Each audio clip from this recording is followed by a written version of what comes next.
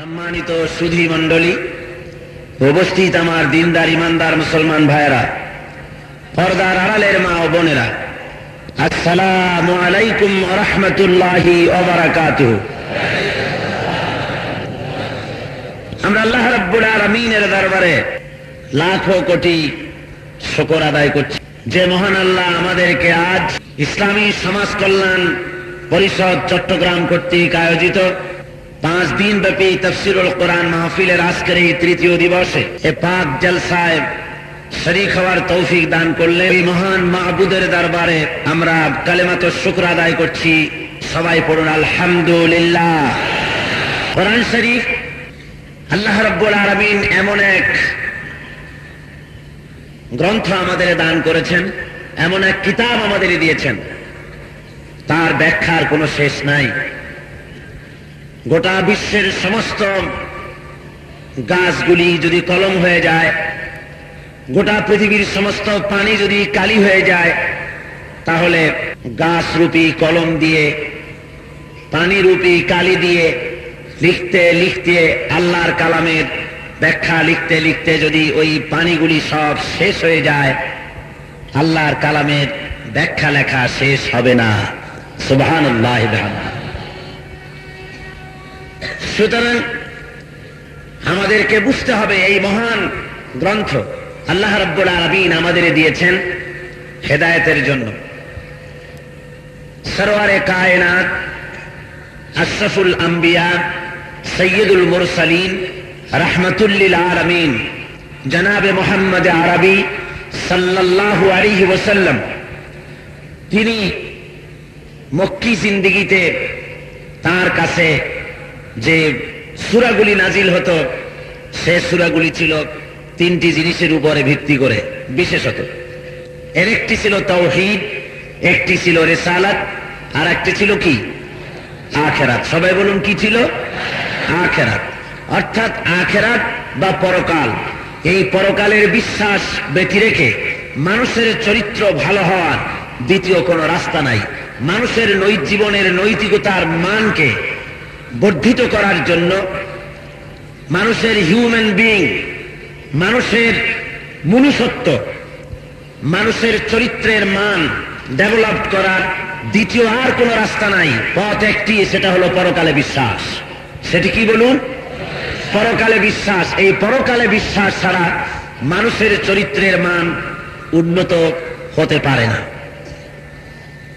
এজন্য কোরআন শরীফের মধ্যে পরকাল সম্পর্কিত যত কথা আল্লাহ বলেছেন, সেই পরকালের কথাগুলি যদি এক জায়গায় করা যায়, কবরের আযাবের কথা, হাসর, সিরাত, মিজান, দোজখ, বেহেশত, মওত ইত্যাদি মৃত্যুর পরের জীবন সম্পর্কিত যত কথা কোরআন শরীফে আল্লাহ বলেছেন, সব কথাগুলি যদি এক জায়গায় করা হয় কোরআন থেকে বেছে বেছে, তাহলে তা কোরআন শরীফের 1/3 মতো হয়ে যাবে। অর্থাৎ কোরআন শরীফে কয় পারা?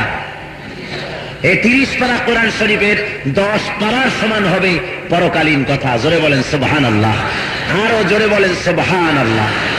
এটির কারণ হলো মানুষের চরিত্র বানাবার জন্য এটাই হলো মূল কথা, মৌলিক কথা, ফান্ডামেন্টাল কথা। সরওয়ারে কায়নাত সাল্লাল্লাহু আলাইহি ওয়াসাল্লাম মানুষকে বুঝিয়েছেন এ জীবন জীবন নয়, আরেকটি জীবন আছে। সে জীবনে তোমাদেরকে মৃত্যুর পরে উঠতে হবে, আর সেখানে বসে এ জীবনের সকল কিছুর হিসাব আল্লাহর দরবারে দিতে হবে। সুতরাং দায়িত্বহীন কথা বলা যাবে না, দায়িত্বহীন কাজ করা যাবে না। এই টেন্ডেন্সি, এই ফিলিংস, এই এহসাস, এই অনুভূতি সর্বপ্রথম মানুষের মনের মধ্যে গেঁথে দেওয়া হয়েছে। আপনারাই একথা বিশ্বাস করবেন এবং বুঝতে পারবেন যে মানুষের চরিত্র, ধরুন অফিসার বলুন, পুলিশ বলুন, কৃষক বলুন, শ্রমিক বলুন, মেহনতি জনতা বলুন, শিক্ষক বলুন, আলেম বলুন, যে কোনো ব্যক্তি আপনি বলুন না কেন, পরকালের চিন্তা ছাড়া অন্য এমন কোনো শাসন নাই যা দিয়ে মানুষের চরিত্রকে ভালো করে দেওয়া যায়। আপনারা যদি বলেন যে শাসন হলে পরে, কঠোর শাসন হলে পরে তাহলে মানুষের চরিত্র ভালো হওয়ার একটা পথ থাকে, তাহলে কঠোর শাসন, সিভিল অ্যাডমিনিস্ট্রেশন দিয়ে যখন মানুষকে শাসন করা যায় না, রক্ষা করা যায় না দেশ, এরপরে মানুষের হাতে থাকে সামরিক আইন দেওয়া, মার্শাল ল দেওয়া। মার্শাল্লাহ আমাদের দেশে দীর্ঘকাল পর্যন্ত চলল।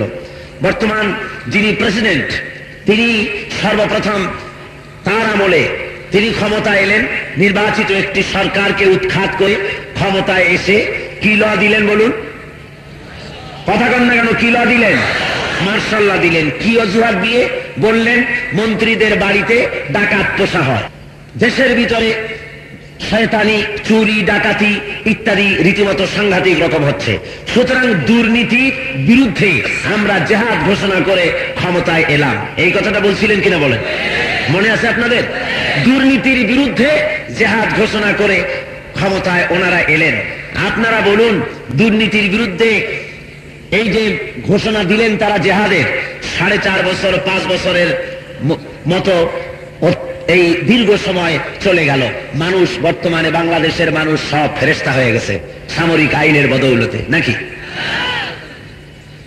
অফিস আদালতে ঘুষ বন্ধ হয়ে গেছে, সুদ বন্ধ হয়ে গেছে, জেনা ব্যভিচার বন্ধ হয়ে গেছে, নারীর মুখে এসিড মারা বন্ধ হয়ে গেছে, শয়তানি বদমাশি কমে গেছে, চুরি ডাকাতি কমে গেছে, অস্ত্রের ঝনঝনানি কমে গেছে। তাহলে কি হয়েছে? আরো বেড়ে গেছে অস্ত্রের ঝনঝনানি। তা তো সংহতিপূর্ণ ঝনঝনানি। এই যে চট্টগ্রাম বিমানবন্দরে সংহতি করে মারামারি হয়েছে, কথা বুঝতে পেরেছেন? বিশৃঙ্খলা করে হয় নাই, সংহতিপূর্ণ। তাদের নামের আগে সংহতি আছে। মন্ত্রীকে রিসিপশন দিতে গিয়েছে, সেখানে ঘন্টার পর ঘন্টা মারা হলো।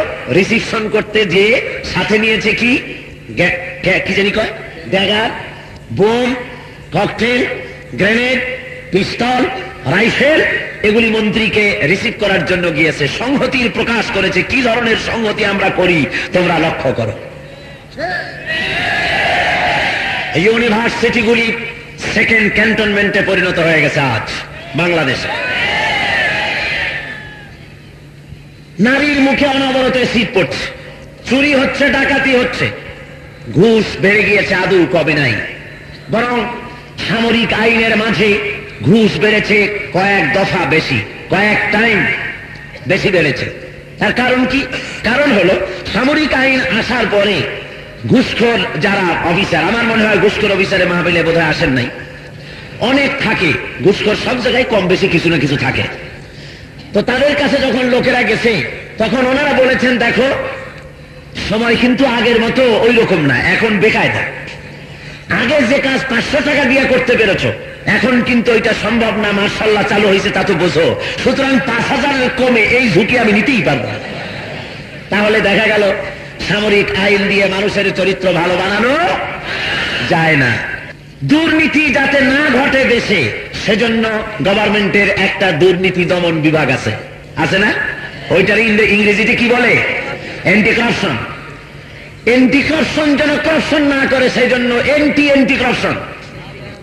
আবার অ্যান্টি কারাপশন যাতে দুর্নীতি না করে, সেজন্য অ্যান্টি কারাপশন। এরকম কিয়ামত পর্যন্ত অ্যান্টি করতে থাকলেও দুর্নীতি দমন করা সম্ভব হবে না। জনে বলেন হবে? এইটা সম্ভব হবে কেবলমাত্র তখন যখন নাকি একটি মানুষ ঘুষের টাকা নিতে গিয়ে মনের ভিতরে চিন্তা করবে যে আমার এই টাকা গ্রহণ, অবৈধ পয়সা গ্রহণ, দুনিয়ার কোন পুলিশ দেখে না, কোন আর্মি দেখে না, কোন আইবি দেখে না, কোন এসবি দেখতেছে না, দুনিয়ার কেউ দেখতেছে না, কিন্তু আল্লাহ রাব্বুল আলামিনের চোখকে ফাঁকি দেওয়া যাবে না। এই দুনিয়ার বুকে যদি কেউ না দেখে, আল্লাহ দেখবেন, এবং কিয়ামতের দিন এই ঘুষের টাকার হিসাব আমাকে দেওয়া লাগবে। এই চিন্তা যখন ভেতরে ঢুকবে, কেবলমাত্র তখনই মানুষের চরিত্র ভালো হতে পারে। এর আগে ভালো হওয়া সম্ভব নয়। সুতরাং এই পরকালের কথা কোরআন শরীফের মধ্যে আল্লাহ রাব্বুল আলামিন বলেছেন। আল্লাহর পয়গম্বরেরা আখিরাতের কথা মানুষকে শোনায়েছেন, কিন্তু অবিশ্বাসীরা এর উপরে আমল দেয়নি। তারা মনে করেছে এগুলি একটা ফাঁকিবাজি কথা, এর পেছনে কোনো মূল্য নাই। সুতরাং যারা এটাকে অস্বীকার করবে, কিয়ামতের দিন তাদের পরিণতি কি হবে, এ সম্পর্কিত আজকের রুকুতে আল্লাহ রাব্বুল আলামিন ইরশাদ করছেন।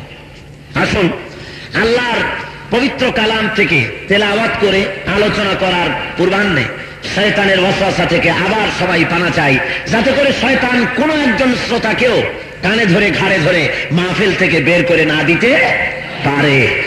আউযু বিল্লাহি মিনাশ শাইতানির রাজীম। বিসমিল্লাহির রাহমানির রাহিম। বন্ধুগণ, আমরা মহান আল্লাহ রাব্বুল আলামিনের কাছে শয়তানের ওয়াসওয়াসা থেকে পানাহ চাই। পরম করুণাময় রহমানুর রহিম আল্লাহ রাব্বুল আলামিনের নামে শুরু করা হচ্ছে। সূরা আল মুমিন দ্বিতীয় রুকু, গতকাল প্রথম রুকু আলোচনা করা হয়েছে। ইন্নাল্লাযীনা কাফারু ইউনাদাউনা লামাকতুল্লাহি আকবারু মিন মাকতিকুম আনফুসাকুম ইয তুদআউনা ইলাল ঈমানি ফাতাকফুরুন। সাদাকাল্লাহুল আযীম। আল্লাহ রাব্বুল আলামিন বলছেন, যারা কাফের, যারা পরকালকে অস্বীকার করেছে, যারা তাওহীদকে অস্বীকার করেছে, যারা রিসালাতকে অস্বীকার করেছে, কিয়ামতের দিন এই অবিশ্বাসীদেরকে ডেকে বলা হবে, ইউনাদাউনা লামাকতুল্লাহি আকবারু মিন মাকতিকুম আনফুসাকুম ইয তুদআউনা ইলাল ঈমান ফাতাকফুরুন। আল্লাহ রাব্বুল আলামিন বলেন, তাদের ডেকে বলা হবে যে তোমরা আজকে তোমাদের নিজেদের উপরে নিজেরা যতটা ক্রোধান্বিত হচ্ছ, নিজেরা যতটা ক্রুদ্ধ হচ্ছ নিজেদের উপরে, ঠিক আল্লাহ রাব্বুল আলামিন এর চাইতেও বেশি ক্রোধান্বিত হতেন, আল্লাহর গোসা হতো। কখন? ইয তুদআউনা ইলাল ঈমানে ফাতাকফুরুন, যখন তোমাদেরকে ঈমানের দিকে ডাকা হতো আর তখন তোমরা সেটাকে অস্বীকার করতে। অর্থাৎ কিয়ামতের দিন কাফেররা যখন দেখতে পাবে যে দুনিয়ায় তারা যে শিরক এবং নাস্তিকতায় বিশ্বাস করেছিল, আল্লাহর সাথে শিরক করত, আল্লাহকে অস্বীকার করত, পরকালকে অস্বীকার করত, কিন্তু কিয়ামত তো হয়ে গেছে, পরকাল তো হয়েছে, বিচার তো এখন হবে, এখন তো আর কোনো উপায় নাই, তখন তারা নিজেরা নিজেদের আঙ্গুল কামড়াতে থাকবে, নিজেদের উপরে তখন তাদের রাগ হতে থাকবে, নিজেদের নেতাদের উপরে তখন গোসায় ফেটে পড়বে, বলবে এই পাঁচি নেতাগুলা আমাদেরকে পরকাল অস্বীকার করতে বলেছে আর দুনিয়ার বুকে বলেছে দেয়ার ইজ নো গড, প্রভু বলতে কেউ নাই, স্রষ্টা বলতে কেউ নাই, আল্লাহ বলতে কেউ নাই, পরকাল বলতে কিচ্ছু নাই, ডু ফুর্তি নো চিন্তা, যা মনে লয় তাই কর, নগদ যা পাও হাত পেতে নাও, বাকির খাতায় শূন্য থাক, দূরের বাদ্য কিলাপ শুনে মাঝখানে যে বেজায় ফা। ওমর খৈয়ামের মুরিদ হয়েছে তারা। মৌলভী সাহেবরা বলেছেন কবরে আযাব হবে, ভালো করলে বেহেশতে হুর পাবে। এটা একটা কেমন কথা, কবে কোন হুর পাবো কি না পাবো সেই বাকির আশায় বসে না থেকে বরং রাস্তায় ঘাটে উর্বশী সুন্দরী তরুণী তন্নি যুবতী মেয়ে যত আছে টাটকা হুরগুলারে ছাড়িয়ে দিও না, নগদ যাতাও হাত পেতে নাও, বাকির খাতায় শূন্য থাক, জোরে কর নাউজুবিল্লাহ। তারা বলে এই বেলা ভাই মদ খেয়ে নাও, কাল নিশীতের ভরসা কই, চাঁদিনী জাগিবে যুগ যুগ ধরি, আমরা তো আর রব না সই। এ আকাশ থাকবে, এ সূর্য থাকবে, এ চন্দ্র থাকবে, সব থাকবে, থাকবো না আমরা। সুতরাং ঢালো সখী, ঢালো সুরা সখী, মিটাও পিয়াসা, পাইকারি দরে ঢালো, জম্মের খাওয়া খাও, খাইয়া চোখ দুটারে লাল বানাইয়া থই। ভাইরা আমার, তারা নেতাদের উপরে অসন্তুষ্ট হবে, নিজের উপরে রাগ হবে, আঙ্গুল কামড়াতে থাকবে। তখন ফেরেশতারা তাদেরকে বলতে হবে, আজকে কেন আঙ্গুল কামড়াইতেছে? তোমাদের এই কথাগুলি তো ফেরেশতারা নবীরা তোমাদের বলতেন, আল্লাহর নবী তোমাদেরকে পরকালের কথা বলেছেন, কিয়ামতের কথা বলেছেন, কিয়ামত হবে, আখিরাত হবে, তোমরা তা বিশ্বাস করো নাই। তোমাদেরকে নবীরা কত দাওয়াত দিলেন, নেক বান্দারা দাওয়াত দিয়েছেন, আলেম ওলামারা দাওয়াত দিয়েছেন, কোরআন শরীফ সামনে নিয়ে তোমাদের বুঝাইছেন, কিন্তু কানের মধ্যে ঢোকে নাই। আজকে তোমাদের নিজেদের উপরে নিজেদের যতটা রাগ হতেছে, এর চাইতে বেশি রাগ আল্লাহর হতো যখন তোমাদেরকে নবীরা ডাকতেন, আলেমেরা যখন ডাকতেন, ও আল্লাহর বান্দারা খারাপ পথ ছেড়ে দাও, বদমাশি ছেড়ে দাও, শয়তানি ছেড়ে দাও, এক আল্লাহ বিশ্বাসী হও, আর কিয়ামতে উঠতে হবে, জবাবদেহি করতে হবে আল্লাহর দরবারে। এই চিন্তা অনুযায়ী জীবন গড়ো, একথা যখন বলা হতো তোমরা তখন ঘাড় মোড়াইয়া ফিরে যেতে। আল্লাহ ডাকতেন দিনের পথে, নবী ডাকতেন দিনের পথে, আলেমারা ডাকতেন দিনের পথে, আর তোমরা ঘাড় মোড়াইয়া ফিরে যেতে। ফাতাক ফুরুন, তোমরা রীতিমতো অমান্য করতে, স্বীকার করতে।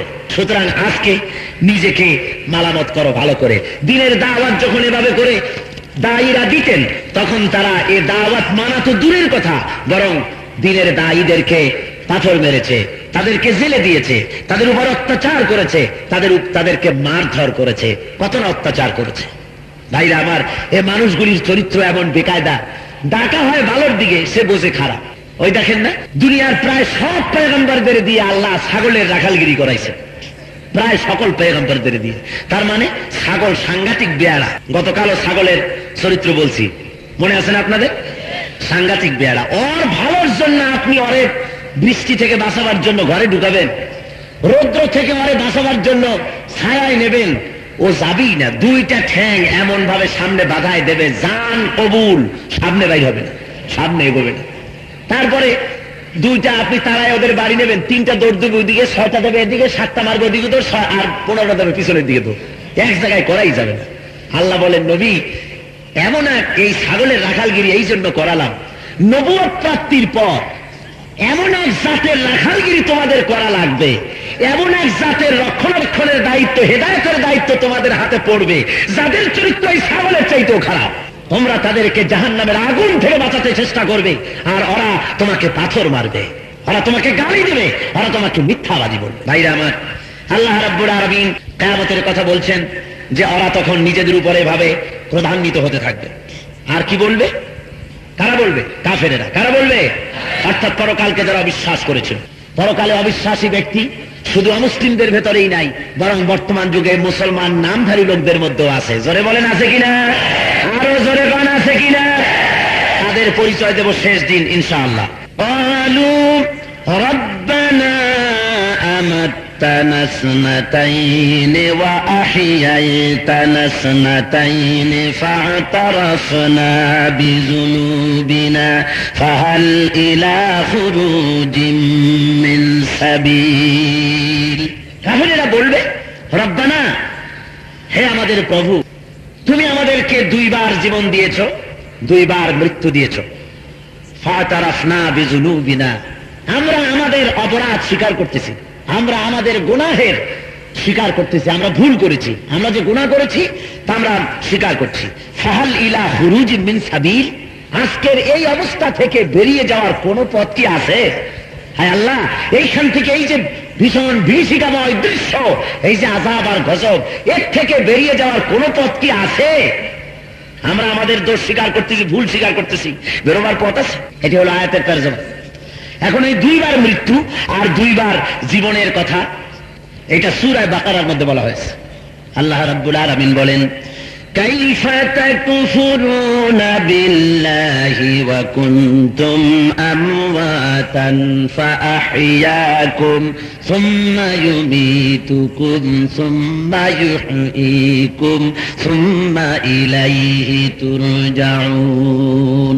আল্লাহ রাব্বুল আলামিন বলেন, কেমন করে তোমরা সে আল্লাহর সঙ্গে নাফরমানি করো, নাশকরি করো, কুফরি করো, যিনি তোমাদেরকে তোমরা নিষ্প্রাণ ছিলে, মৃত্যু ছিলে, তোমাদের জিন্দা করলেন, আবার তোমাদের মৃত্যু করবেন, আবার তোমাদের জিন্দা করবেন। তাহলে জিন্দা হলো দুইবার, আর মরা হলো কয়বার? দুইবার।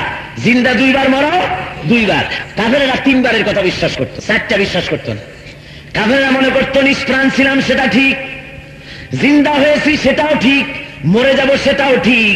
যেহেতু তিনটা দৃশ্য তাদের চোখের সামনে ছিল, তারা দেখতো আমাদের অস্তিত্ব ছিল না, অস্তিত্ব হলো, আবার আমরা মরে যাব, কিন্তু পুনরুজ্জীবন হওয়া লাগবে, পুনরুত্থান হতে হবে, কিয়ামতের দিন আল্লাহ রাব্বুল আলামিন যে উঠাবেন, এই কথা তারা কিছুতেই বিশ্বাস করতো না, তাদের মাথার মধ্যেই ঢুকতো না। রাসূল সাল্লাল্লাহু আলাইহি ওয়াসাল্লামকে তারা এই ব্যাপারে মাথা খারাপ বললো তাওহীদের কথা বলেছে, তা নয় একটা কথা, রিসালাতের কথা বলছে, তাও নয় একটা কথা, কিন্তু আখিরাতের কথা বলে এটা কি কথা?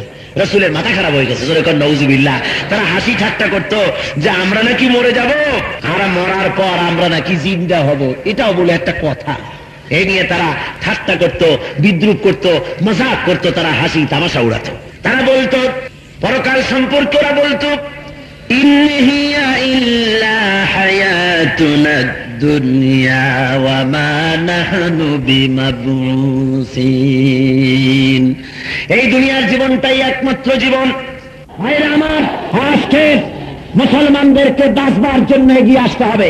কিসের জন্য? বাঁচার জন্য এগিয়ে আসতে হবে। সমস্ত মুসলমানদেরকে ঐক্যবদ্ধভাবে এগিয়ে আসতে হবে বাঁচবার জন্য। মোট জীবনে যখন একবার দুনিয়ায় এসেছি, মরতে হবেই, কোন সন্দেহ আছে? আগামী দিন সূর্য ওঠা যেমন সত্য, মৃত্যু এর চাইতেও সত্য, ঠিক কিনা বলেন? সুতরাং মরা যখন লাগবেই, সেই মৃত্যু তা পুরুষের মতো, বিড়ালের মতো জ্বর হইয়া পিলই হইয়া ঘরে বসে মরার কোন যুক্তি নাই। আছে যুক্তি? সে মৌত হোক শাহাদাতের মৌত। সে মৌত কিসের মৌত হোক? আমি আল্লাহর কাছে তামান্না করেছি, আল্লাহর কাছে দোয়া করেছি, বাংলাদেশে ইসলামী শাসনতন্ত্র বাস্তবায়নের জন্য যদি রক্ত তৈব দরকার হয়, এ আল্লাহ সাইদির রক্ত সর্বপ্রথম কবুল করে নাও আল্লাহ। আমি রক্ত দিতে চাই আল্লাহর জমিনে দিন কায়েমের জন্য।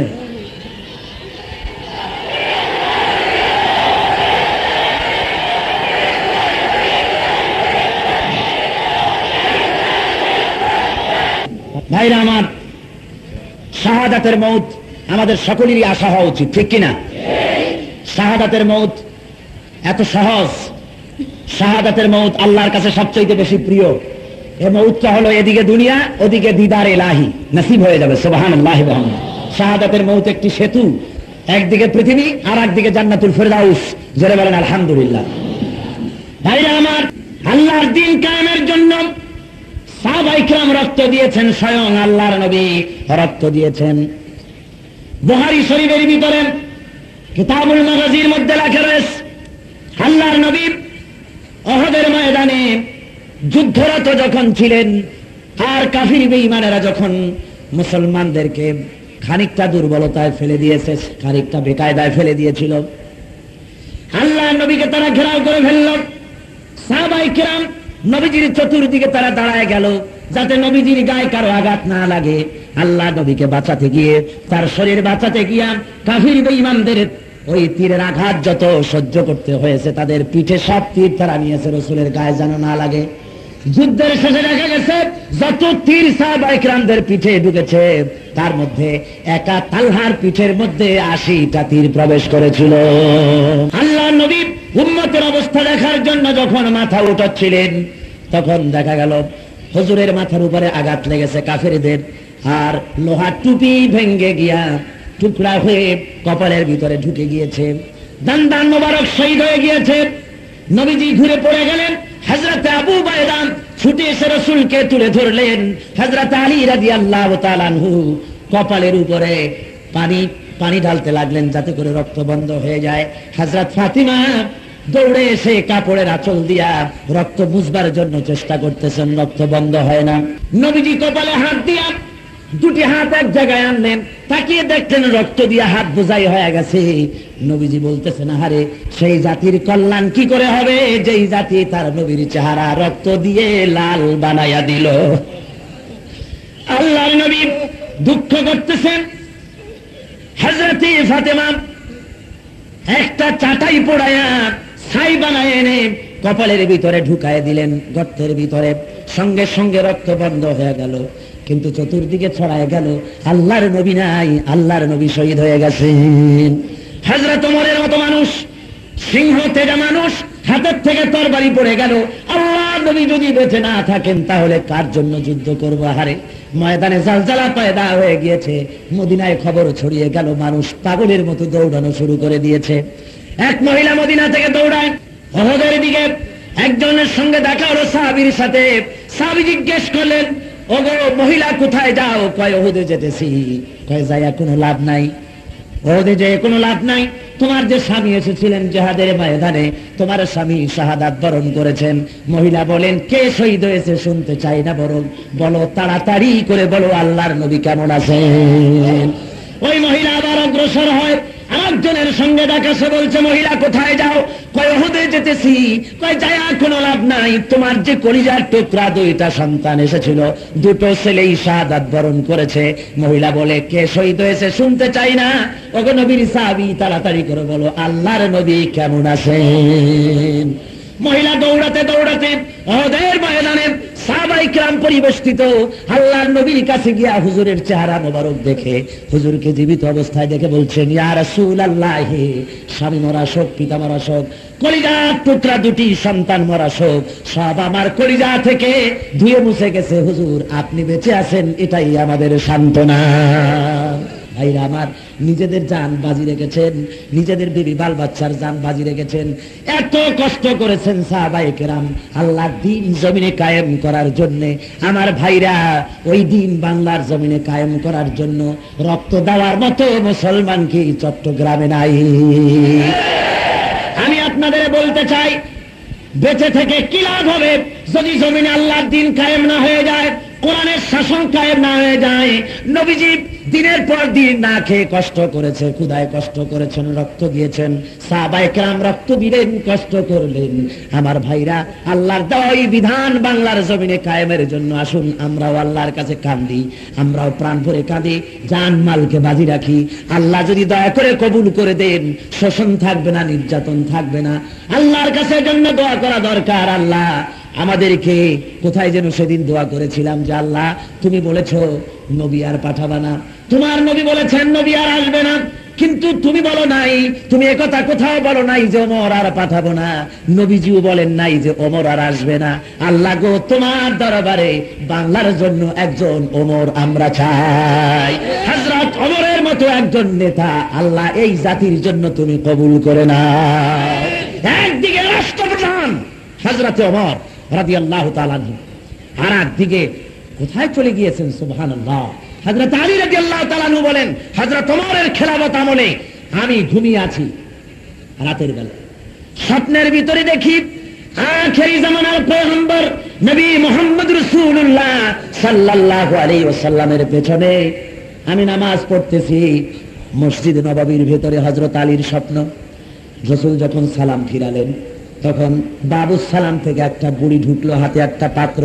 বুড়ি ভিতরে ঢুকে হুজুরকে সালাম করে বলেন, হুজুর এই পাত্রের ভিতরে আমার নতুন বাগানের খোরমা আছে, এই খোরমাগুলি আপনি খান আর সাহাবায়ে কেরামদের মধ্যে ভাগ করে দেন। আল্লাহর নবী পাত্রটি হাতে জিজ্ঞেস করেন, তোমার নাম কি? একজন বলল, আমার নাম জুবায়ের। কয়, তুমি নাও 5টা। তোমার নাম কি? আমার নাম আবু সাইদ। নাও তুমি 4টা। তোমার নাম কি? আমার নাম আব্দুর রহমান। নাও তুমি 7টা। এমনি করে নাম ধরে দিতে দিতে সর্বশেষ হযরত আলীকে বলেন, তুমি কে? হযরত আলী বলেন, হুজুর আমি আলী। আল্লাহর নবী হযরত আলীকে একটি খোরমা দিলেন। হযরত আলী রাসূলের হাত থেকে খোরমা নিয়ে নিজের মুখের ভিতর দিয়ে চিবাতে লাগলেন। মুখের ভিতরে রাসূলের দেওয়া খোরমা চিবাচ্ছেন, এমন সময় কানের ভিতরে আওয়াজ এলো, আসসালাতু খায়রুম মিনান নাওম। ফজরের আযান হয়ে গেছে। হযরত আলীর ঘুম ভেঙে গেল, কিন্তু তখনও রাসূলের দেওয়া খোরমার স্বাদ মুখের মধ্যে রয়ে গেছে। শুধু তাই নয়, সমস্ত ঘরটা রাসূলের পাকের জান্নাতি সুঘ্রাণে ঘরটা ভরে গেছে। আল্লাহর নবীর গায়ে, আল্লাহর নবীর জাসাদ মোবারকে এত ঘ্রাণ ছিল, কোন রাস্তা দিয়ে যদি নবীজি হেঁটে যেতেন, তারপরে যারা ওই রাস্তায় আসতো তারা মনে করতো আল্লাহর নবী এই রাস্তা দিয়ে গিয়েছেন। ভাইরা আমার, হযরত আলী রাদিয়াল্লাহু তাআলা তাড়াতাড়ি করে ওযু করেন, মসজিদ নববীর ভিতরে ঢুকলেন। তাকায় দেখেন হযরত ওমর ইমামতির মুসাল্লায় দাঁড়িয়ে আছেন। আমিরুল মুমিনিন তিনি ইমামতি করতেছেন। আর এদিকে হযরত আলী নামাজে দাঁড়ায় গেলেন। সালাম ফিরানো হয়ে গেল। হযরত আলী লক্ষ্য করে দেখেন বাবুস সালাম থেকে একটা বুড়ি প্রবেশ করেছে, হাতে একটা পাত্র নিয়ে। আমিরুল মুমিনের কাছে এসে বলেন, আমিরুল মুমিনিন, খলিফাতুল মুসলিমিন, এটা হলো আমার নতুন বাগানের খোরমা, আপনি খান আর আল্লাহর নবীর সাহাবায়ে কেরামদের মধ্যে ভাগ করে দেন। হযরত ওমর খোরমার পাত্র হাতে নিয়ে জিজ্ঞেস করেন, তোমার নাম কি? বলে, আমার নাম অমুক। নাও তুমি 5টা। তোমার নাম কি? অমুক। নাও 7টা। হযরত আলী দেখেন স্বপ্নের ভিতরে রাসূল যেমন দিতেছিলেন তেমনই তো দিতেছেন। দিতে দিতে সর্বশেষ হযরত আলীর বেলায় হযরত ওমর বলেন, তুমি কে? হযরত আলী বলেন, আমারে কি চিনতে ভুল হয়ে গেল নাকি? আমি তো আলী। কয়, তুমি নাও 1টা। হযরত আলী একটা খোরমা নিয়ে বলেন, ওমর পাত্রে তো খোরমা আরো আছে, একাধিক খোরমা তো দিতে পারো, আমার বিবি বাল বাচ্চা আছে, একটা কেন দিলে? হযরত ওমর বলেন, ও আলী, বিগত রজনীতে স্বপ্নের ভিতরে আল্লাহর নবী জনাবে মুহাম্মদ রাসূলুল্লাহ সাল্লাল্লাহু আলাইহি ওয়াসাল্লাম যদি তোমাকে একাধিক খরমা দিতেন, আমি ওমরও তোমাকে একাধিক খরমা দিয়া দিতাম। ভাইরা আমার, একদিকে আমিরুল মুমিনিন ইসলামের প্রধান, আর একদিকে ইলমে মারিফাতের কোথায় চূড়ান্ত পর্যায়ে আল্লাহ নিয়ে গিয়েছেন। সুতরাং আল্লাহর দ্বীন কায়েমের জন্য এমন একজন শাসকের প্রয়োজন যার এ ধরনের যোগ্যতা থাকবে। সেজন্য আজ বাংলার মানুষকে ঐক্যবদ্ধ হতে হবে, কোনো ফাসিকের নেতৃত্ব নয়, নেতৃত্ব হবে উলামায়ে দ্বীন, যারা আল্লাহর দ্বীন যারা জমিনে কায়েম করতে সক্ষম। জোরে বলেন সুবহানাল্লাহ। হাড়গোড় যখন গলে যাবে আমাদের, তখন আবার নাকি আমাদের জিন্দা করা হবে, এ বলে তারা হাসতো, তামাশা করতো। এটা একটা কথা। আবার প্রশ্ন করতাম, ফাকালু আইযা কুন্না ইযামান ওয়া রুফাতান আইন্না লামাবউসুনা খালকান জাদীদা। আমরা মরে গেলে পরে, আমাদের মাংস গলে যাওয়ার পরে, হাড়গোড় মাটির সাথে মিশে যাওয়ার পরে আমাদেরকে নাকি আবার জিন্দা করা হবে। এটা একটা কেমন কথা? আইযা মিতনা ওয়া কুন্না তুরাবান যালিকা রাজুম বাঈদ। আমরা মরে যাব, মাটির সাথে মিশে যাব, আবার আমাদের উঠানো হবে, মাথার মধ্যেই ঢোকে না। এটা একটা কেমন কথা? তারা বিশ্বাস করতে পারত না। আল্লাহ রাব্বুল আলামিন ওদের প্রশ্নের উদ্ধৃতি দেন সূরা ইয়াসিনের ভিতরে। আল্লাহ রাব্বুল আলামিন বলেন, ওরা বলেন, মাইয়ুহিল ইযামা ওয়া হিয়া রামীম। হাড়গোড় গলে যাওয়ার পর, মাটিতে মিশে যাওয়ার পর কে চিন্তা করবে আমাদের? কে করবে? আল্লাহ বলেছেন, এর জবাব আল্লাহ কোরআন শরীফে বহুত দিয়েছেন, আমি সেদিকে যাব না। বহুত দিয়েছেন আল্লাহ রাব্বুল আলামিন, বহুত জবাব দিয়েছেন। একটি জবাব শোনাই। আল্লাহ বলতেছেন, আলাম ইয়াকুনু নুতফাতাম মিন মানিজ্জিন ইউমনা সুম্মা কানা আলাকাতান ফাখালাকা ফাসাওয়া ফাজআলা মিনহু যাওজাইনিল যাকারা ওয়াল উনসা আলাইসা যালিকা বিকাদিরিন আলা আইয়ুহিয়াল মাউতা। হে বান্দা, তুমি কি সবেগে নির্গত এক ফোঁটা নাপাক পানি ছিলে না? সেখান থেকে আমি তোমাকে সুগঠিত করেছি, সুন্দর করে সুবিন্যস্ত করে মানুষের আকারে মায়ের পেট থেকে বের করেছি। আর ওই মায়ের পেটের ভিতরে কোনোটাকে পুত্র সন্তান করেছি, কোনোটাকে কন্যা সন্তান করেছি, কোনোটাকে পুরুষ, কোনোটাকে নারী করেছি। এই অবস্থা যে আল্লাহ করেছেন, সেই আল্লাহ তোমাকে আলাইসা যালিকা বিকাদিরিন আলা আইয়ুহিয়াল মাউতা, সেই খোদার পক্ষে কি এটা সম্ভব নয় যে আমার মৃত্যুর পরে তোমাকে চিন্তা করতে পারবেন? সম্ভব নয়? আরো জোরে চিল্লায় কোন সম্ভব নয়?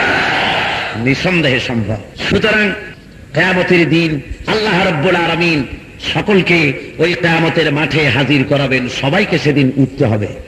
সবাই যখন উঠবে কিয়ামতের মাঠে, তখন এই কাফেরদের কিয়ামতে পরকালে অস্বীকারীদের সবচেয়ে বড় রাগ হবে নেতাদের উপরে। কার উপরে হবে? জোরে কর, আরো জোরে কর, কাদের উপরে?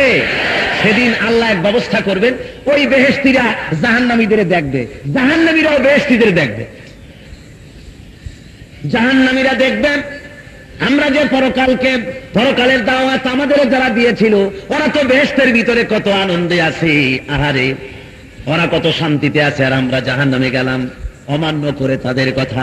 আবার ওই বেহেশতীরা দেখবে, আমরা আল্লাহর হুকুম মেনে আল্লাহর আইন মতো কাম করে জান্নাতে এসেছি, আর যারা আমাদের কথা যারা শোনে নাই, কোরআন হাদিসের কথা যারা আমল করে নাই, বিরোধিতা করেছে, ঢিল পাটকেল মেরেছে, অস্ত্র চালায়েছে, বিরোধিতা করেছে, তারা আজকে জাহান্নামের ভিতরে দেখতে পাবে। আল্লাহ বলেন, অবস্থাটা শোনো কেমন হবে। জাহান্নামীরা ক্ষুধার যন্ত্রণায়, পানির পিপাসায় ছটফট করতে থাকবে, সহ্য করতে না পেরে ওই জান্নাতীদেরকে লক্ষ্য করে পরিচিত লোক দেখতে পাবে। বেহেশতীদেরকে জাহান্নামীরা ডাকবে, ওয়ানাদা আসহাবুন নারি আসহাবুল জান্নাহ আন আফিদু আলাইনা মিনাল মা আও মিম্মা রাযাকাকুমুল্লাহ। জাহান্নামীরা ডেকে বলে, ও বেহেশতবাসীরা, আমরা জাহান্নামে এসেছি, দুনিয়ায় যা করেছি সব ভুলে যাও, আমরা জাহান্নামের ভিতরে কষ্টে বাঁচি না, পানির পিপাসায় কলেজা ফেটে যায়, ক্ষুধার যন্ত্রণায় নারী বুড়ি তন্ত্রী ছিঁড়ে যেতে চায়। আল্লাহ তোমাদেরকে যে রিজেক দান করেছেন ওর থেকে কিছু রিজেক আমাদের দাও, অথবা আল্লাহ যে তোমাদের পানীয় দিয়েছেন তার থেকে কিছু পানীয় আমাদের দাও। হয় কিছু খাবার দাও, না হয় কিছু পানীয় দাও, আমাদের জান বাঁচে না। বেশিরে দেখে বলবেন ক্বালু ইন্নাল্লাহা হাররামাহুমা আলাল কাফিরিন। এ জাহান্নামীরা শোনো, আল্লাহ রাব্বুল আলামিন জান্নাতের সমস্ত পানীয় আর খাদ্য জাহান্নামীদের জন্য হারাম করে দিয়েছেন। এর থেকে একটা কণা খাদ্য তোমরা পাবে না, এক ফোঁটা পানিও পাবে না। ভাইরা আমার, এবার বেহেশতবাসীরা বলবেন ওয়ানাদা আসহাবুল জান্নাতি আসহাবান নারি আন قد وجدنا ما وعدنا ربنا حقا। বেহেশতবাসীরা বলবেন ওগো জাহান্নামীরা, আল্লাহ আমাদের ব্যাপারে যে ওয়াদা করেছিলেন আমরা সমস্ত ওয়াদাগুলি ঠিকঠাক মতো পেয়েছি। আল্লাহ ওয়াদা করেছিলেন আমাদের কাছে, দুনিয়ায় যদি তোমরা আমার দিন কায়েমের জন্য রক্ত দাও, দিন কায়েমের জন্য যদি চেষ্টা করো, জানমাল কোরবানি করো, আমার নবীর কথা মতো যদি চলো, কোরআন মতো যদি তোমাদের জীবন চালাও, তাহলে জান্নাত তোমাদের দান করব। আমরা দুনিয়ায় তাই করেছিলাম বলে আল্লাহ তার ওয়াদা পালন করে জান্নাত আমাদেরকে দান করে দিয়েছেন। আল্লাহর ওয়াদা আজকে আমরা পুরোপুরি পেয়ে গেছি। ফাহাল ওয়াজাদতুম মা ওয়াদা রাব্বুকুম হাক্কান। ওগো জাহান্নামীরা, তোমাদের ব্যাপারে আল্লাহ যে ওয়াদা করেছিলেন সে ওয়াদা তোমরা ঠিকঠাক মতো পাইছো কিনা? তারা বলবে ক্বালু নাআম, হ্যাঁ পাইছি। আল্লাহ ওয়াদা করেছিলেন, আল্লাহর সঙ্গে বিরোধিতা করলে, তাওহীদ ও রিসালাত আখিরাত যদি না মানে, যদি আল্লাহর দ্বীনের সঙ্গে বিরোধিতা করে, তাহলে আল্লাহ রাব্বুল আলামিন তাদেরকে জাহান্নামে দিবেন। এই কথাগুলি জাহান্নামীরা বলবে, কাফেরেরা বলবে ওয়াদা মতো কাম হয়ে গেছে, আমরা আজকে জাহান্নামে এসেছি। ভাইরা আমার, ওই দিনে আল্লাহ রাব্বুল আলামিন ওই কিয়ামত সম্পর্কে বলেন, কিয়ামতের দিন আল্লাহর এই পরকালকে যারা অস্বীকার করেছে, আল্লাহর আয়াতকে যারা অস্বীকার করেছে, আল্লাহর জান্নাতে যাওয়ার জন্য তাদের কোনো সুরত নাই, বেহেশতে তারা যেতে পারবে না। সেদিন নেতা এবং অনুসারীদের মধ্যে ঝগড়া লেগে যাবে। কাদের মধ্যে লাগবে? কোন নেতার আর অনুসারী। নেতার অনুসারীদের মধ্যে দেখুন, প্রতিদিন এক কথা তো বলতে অসুবিধা, একটু চাপে আসেন না, সিটের রাত অসুবিধা হবে না, একটু চাপে আসেন, আমার দিকে মঞ্চের দিকে চেপে আসেন। সবাইকে বলছি আল্লাহ বেহেশতে জায়গা প্রশস্ত করে দিবেন, জোরে বলেন আমিন। জোরে জোরে জিকির করেন, বৈশা বৈশা দাঁড়ায় না, বসা অবস্থায় সামনের দিকে আসেন। লা ইলাহা ইল্লাল্লাহ, জোরে।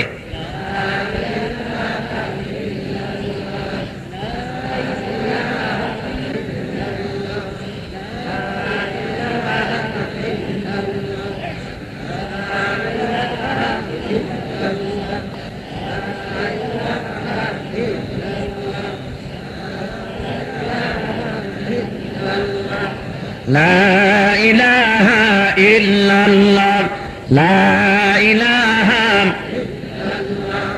লা ইলাহা ইল্লাল্লাহ মুহাম্মাদুর রাসূলুল্লাহ। বসে পড়ুন, আর এক সেকেন্ডও দাঁড়াতে দেওয়া হবে না। বসেন। এই ছেলেরা কোথায় যাচ্ছে? বসো ওখানে। আপনার পাশে যে দাঁড়ায় তাকে সেখানে বসাই দেবেন, কাউকে হাঁটতে দিবেন না। বন্ধুগণ, কিয়ামতের দিন ঝগড়া হবে নেতার মধ্যে আর কার মধ্যে? অনুসারীদের মধ্যে। ভালো করে শোনেন, যেই সব নেতারা পরকালের ব্যাপারে অনুসারীদেরকে হুঁশ করায় নাই, পরকালের ব্যাপারে কথা বলে নাই, এই দুনিয়ার শুধু হাবিজাবি কাজ করার জন্য নির্দেশ দিয়েছে, চরিত্রবান বানাবার জন্য চেষ্টা করেনি, কিয়ামতের দিন ওই অনুসারীরা নেতাদেরকে দিকে ডেকে বলবেন, فقال الضعفاء للذين استكبروا إنا كنا لكم تبعا। অনুসারীরা বলবে কিয়ামতের দিন, ও আমার নেতারা, দুনিয়ার বুকে আমরা তোমাদের অনুসারী ছিলাম, তোমরা যা বলতে আমরা তাই শুনতাম, তোমরা বলতে দেওয়ালে দেওয়ালে লেখো, আমরা তাই লিখতাম, তোমরা বলতে অমুকের বাড়ি যায় বোমা ফাটায় আসো, তাই ফাটাইছি, ঠিক কিনা? তোমরা বলেছ অমুক দলকে পিটাও, তাই পিটাই আসছি। তোমরা বলেছো জবাও করো, মানুষ জবাও করছি। তোমরা বলেছো অমুক জায়গা লুট করে আসো, তাই করেছি। নেতারা তোমরা যা বলেছো আমরা তাই শুনেছি। দুনিয়ার ময়দানে ফাহাল আনতুম মুগনুনা আন্না মিন আযাবিল্লাহি মিন শাই। ও নেতারা, দুনিয়ায় তো সব কথা শুনেছি, আজকে কি তোমরা পারো আল্লাহর কঠিন শাস্তি থেকে আমাদেরকে একটুখানি রক্ষা করতে পারো? ভাইরা আমার, অনুসারীরা যখন এ ধরনের কথা বলবে, এ ধরনের প্রশ্ন যখন অনুসারীরা নেতাদেরকে বলবে, নেতারা তখন বলবে ক্বালু লাউ হাদানাল্লাহু লাহাদাইনাকুম। নেতারা বলবে আল্লাহ যদি আমাদের হেদায়েত দিতেন তাহলে আমরাও তোমাদের হেদায়েত দিতাম। তার মানে হলো দুনিয়ায় আমরা গোমরাহ ছিলাম, তোমাদেরও হেদায়েত দিতে পারি নাই। যে সব নেতারা বোমাবাজি করতে বলে, দেওয়ালে দেওয়ালে লিখতে বলেছে, বন্দুকের নল হইতে রাজনৈতিক ক্ষমতা বেরিয়ে আসে, আগুন জ্বালাও, পোড়াও, মারো, কাটো, এই উচ্ছৃঙ্খলতার কথা যারা বলেছে, ওরা বলছে আমরা আল্লাহর কাছ থেকে হেদায়েত পাই নাই, সুতরাং তোমাদের হেদায়েত করবো কিভাবে? আমরা তোমাদের হেদায়েত দিতে পারি না। সাওয়াউন আলাইনা আজাজিনা আম সাবারনা মা লানা মিন মাহিস। আজকে ধৈর্য ধরো আর ধৈর্য নাই ধরো, যেটাই করো না কেন, আজকে তোমাদের যে অবস্থা আমাদেরও সেই অবস্থা। কিয়ামতের দিন ওই নেতারা কোন উপকারে আসবে না, যে নেতাদেরকে অনুসরণ করে দুনিয়ার বুকে যুবকেরা চলাফেরা করে, অনুসারীরা নেতাদের কথা অনুযায়ী নিজেদের জীবনকে পরিচালিত করে, কিয়ামতের ময়দানে ওরা কোন উপকার করতে পারবে না। আল্লাহ রাব্বুল আলামিন কোরআন শরীফের ভিতরে স্পষ্ট করে সব কথা শোনায় দিয়েছেন। কিয়ামতের দিন যখন ফয়সালা হয়ে যাবে, জাহান্নামের চূড়ান্ত ফয়সালা যখন হয়ে গেল, আল্লাহ বলেন ওয়াকালাশ শাইতানু লাম্মা কুযিয়াল আমর। সেদিন শয়তান বলবে ঝগড়ার জবাবে, অনুসারীরা বলবে বেটা তোর জন্যই তো জাহান্নামে আসলাম।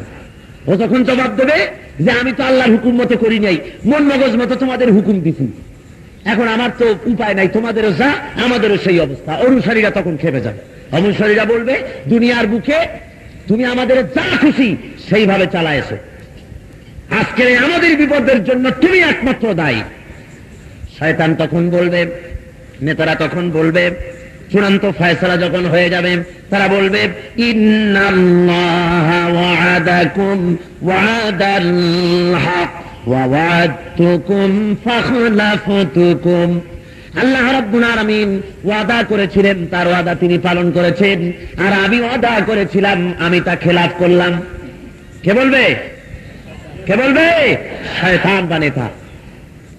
আল্লাহ ওয়াদা করেছিলেন দুনিয়ায় ভালো কাজ করলে পরে, তাওহীদ রিসালাত আখিরাতে বিশ্বাস করে জীবন গড়লে পরে জান্নাত পাওয়া যাবে, আর কিয়ামতের দিন আল্লাহ খুশি হয়ে যাবেন।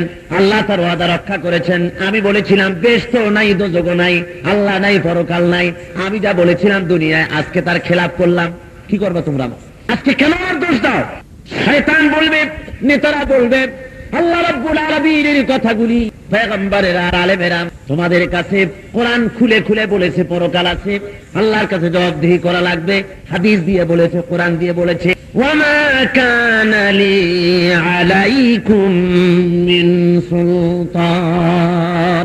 আলেমদের কাছে দলিল ছিল, কোরআন দিয়ে তারা বলেছে, হাদিস দিয়ে বলেছে, আর আমার কাছে দলিল ছিল না। ওয়ামা কানা লি আলাইকুম মিন সুলতান, আমার কাছে দলিল ছিল না, আমি তো কোরআন দিয়ে কই নাই, আমি তো হাদিস দিয়ে বলি নাই। আমি কি করেছি? আমি একটাই কাম করেছিলাম, ইল্লা আন দাউতুকুম ফাস্তাজাবতুম লি। আমি শুধু একটা কাজ করেছিলাম, বেশি কিছু করি নাই, দলিল টলিলের ধার ধারি নাই, কোরআন হাদিসের কাছে যাই নাই। শুধু মঞ্চের উপরে খদ্দরের জামা গায়ে দিয়া বলেছিলাম, ভাইয়ের আমার, বোনের আমার, পরকাল নাই, আল্লাহ নাই, রাসূল নাই, কেউ নাই, there is no God। এখানে যদি বাঁচতে চাও তাহলে বিদেশের নয়, দেশীয় গাছ গাছরা, ফল মূল লতা পাতা দিয়া সমাজতন্ত্রের স্বর্ণ ভরিত মকর ধ্বজ বানাই আনছি, খাইলেই রোগ ভালো হয়ে যাবে। সুতরাং আমি তো শুধু একটা ডাক দিছিলাম, আর তোমরা কি করলে? আমি দিলাম ডাক যে এই পথে তোমাদের মুক্তি, এই পথে নাজাত, খেতে পারবে, পড়তে পারবে, মুক্তি পাবে, এটাই একমাত্র পথ। ফাস্তাজাবতুম লি, অগ্র পশ্চাৎ কিছুই চিন্তা করলা না যে আমি কোরআন দিয়া বললাম কিনা, হাদিস দিয়া বললাম কিনা, আমার চরিত্র আছে কিনা, তাও চিন্তা করো না। যে নেতাগুলি মঞ্চের উপরে দাঁড়ায় এর বক্তব্য রাখলেন, বউ ছাড়া আরো কত মেয়ে লোকের সাথে অবৈধ সম্পর্ক আছে, কে তার খবর রাখে? কত মদ, কত জেনা, কত চুরি, কত ডাকাতি। এই ধরনের একটা নেতা দাঁড়িয়ে বলল, আর অমনি অগ্র পশ্চাৎ চিন্তা না করে ডাক দিল, আর পিছনে মিছিল, পিছনে লাইন, পাইকারি করে পিছনে আমার ভাই, তোমার ভাই, উল্লুক ভাই বলে স্লোগান দিলে। আশ্চর্য কথা, এদের পিছনে দৌড়ালে। নেতা কিয়ামতের দিন বলবে, নেতা বলবে, আমি তো তোমাদের কোরআন হাদিসের দলিল দেই নাই, কেন দোষ দাও আমার? আহা, আমার কলেজের ছাত্ররা, ওই ইউনিভার্সিটির ছাত্ররা কাদের পিছনে দৌড়াও? তাদের চরিত্র আছে, ওদের নামাজ আছে, ওদের আল্লাহ আছে, ওদের পরকাল আছে, ওদের আখিরাতের কোন চিন্তা আছে? ধরে বলে আছে? এদের পিছনে দৌড়াচ্ছ, ওরা কিয়ামতের দিন এভাবে বিপদে ফেলায়া ফাঁকি দিবে, বলবে আমার কাছে দলিল ছিল না, ডাক দিলাম আর অমনি তোমরা সাড়া দিস। নেতারা তখন বলবেন, ফালা তালুমুনি ওয়ালুমু আনফুসাকুম, আজকে আমাকে মালামত করো না, আজকে আমাকে দোষারোপ করো না, আমার মাথায় দোষ চাপাইয়া দিও না, বরং নিজের কপালে নিজেরা করাঘাত করো, আমারে দোষ দিয়া লাভ নাই। নিজের কপালে নিজে করাঘাত করো। আমার পিছনে আসছিলা কেন? নেতারা বলবে। কে বলবে? নেতারা বলবে, আমার পিছনে আসলে কেন? সেই জন্য নিজের কপালে নিজে যা পারো তাই মারো, আমার কিছু করার নেই। নেতারা আবার বলবে, মা আনা বিমুসরিখিকুম ওয়া মা আনতুম বিমুসরিখিয়া। আল্লাহ রাব্বুল আলামিন বলেন, নেতা তখন বলবে, আমি তোমাদের কোনো সাহায্য আজ করতে পারবো না, তোমাদের যে দশা আমারও সেই দশা আজকে জাহান্নামে হবে, তোমরা আমার কোনো উপকার করতে পারবে না, আমিও আল্লাহর গজব থেকে, আল্লাহর আযাব থেকে তোমাদের এক বিন্দু কমাইয়া দিতে পারবো না। ভাইরা আমার, কিয়ামতের দিন এই দুরবস্থার সৃষ্টি হবে। সেই জন্য আল্লাহ রাব্বুল আলামিন সতর্ক করে দিচ্ছেন, দুনিয়ার বুকে সতর্ক হও, কোরআনের ভিতরে সতর্ক করে